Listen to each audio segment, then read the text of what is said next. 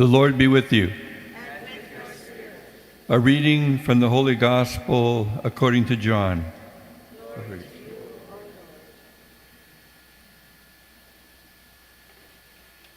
Lord. On the third day, there was a wedding in Cana of Galilee, and the mother of Jesus was there. Jesus and his disciples had also been invited to the wedding. When the wine gave out, the mother of Jesus said to him, "They have no wine." And Jesus said to her, "Woman, what concern is that to you and me? My hour has not yet come."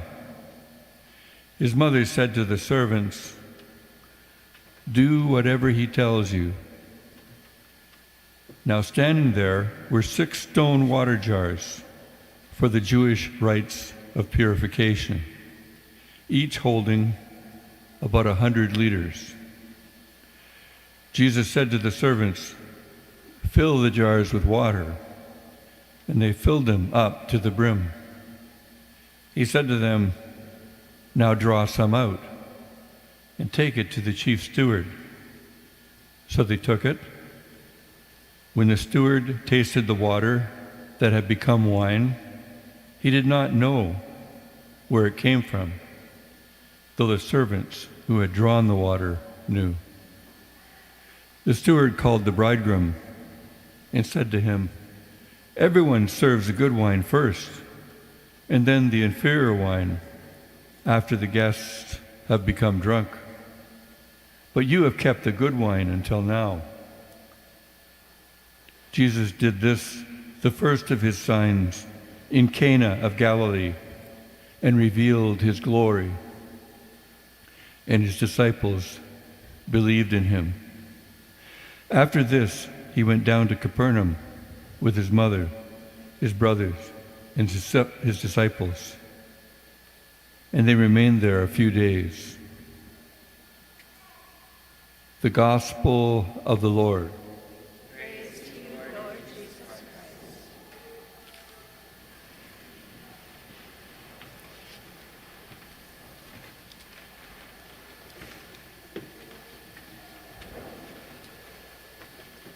Our first reading says, "You shall be called by a new name that the mouth of the Lord will give." Being given a new name implies a transformation of identity, like Jacob becoming Israel after he wrestled all night with God, or Cephas becoming Peter, or Saul becoming Paul, or Agnes becoming Mother Teresa, or Karl Wojtyla becoming John Paul II. This is especially true in our relationship with God. In baptism, we are given a new identity and spend our lives living into this new humanity. We are called to a relationship of such closeness and intimacy with God that it can best be described in the language of marriage, in nuptial language. No more termed forsaken, no more termed desolate, says our first reading. Imagine going through life with either of these names. Desolate, come in for supper. Forsaken, how are you today? If these are the names we are called by, or the names by which we identify ourselves, imagine the moment when the Lord calls us by our true name. My delight, as in my delight is in you. Recognizing ourselves, perhaps slowly, as a crown of beauty in the hand of the Lord, as our first reading says. And yet this is what we are being told in our first reading today. Each one of us, as if we were the only one, as Augustine says. You are beautiful. My delight is in you. The very words give the gift that they name. A relationship of mutual delight in the presence of God. Being married to God. Each one of us. Could anything be more beautiful? And so we come to the wedding feast at Cana, and the words, the mother of Jesus was there,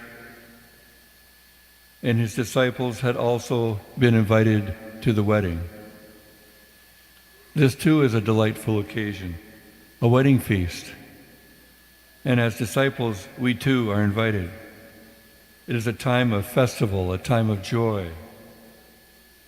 And we don't really meet the couple or know who is getting married. The bridegroom is mentioned, but only once in relationship to the new and the wedding feast of the Lamb.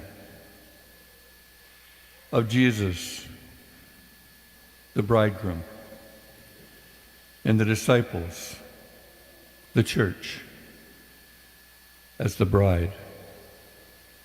Is this not one of the most ancient and classic definitions of the church? The bride of Christ. The core language of the relationship between the people of Israel and God in the Elder or Old Testament is the language of marriage. Likewise, the core language of the relationship between Jesus and the church in the New Testament is the language of marriage. Such is the intimacy and the relationship of mutual delight to which we are called in baptism, in the Eucharist, in marriage itself, and all the other sacraments. And again, Mary, the model of discipleship, her presence with us at the wedding gives us the clue of how to be faithful to this, of how to join in the feast, to drink of the new wine of the kingdom. Do whatever he tells you, she says to them and to us. To do what she did when she said, "Let it be done to me according to your word."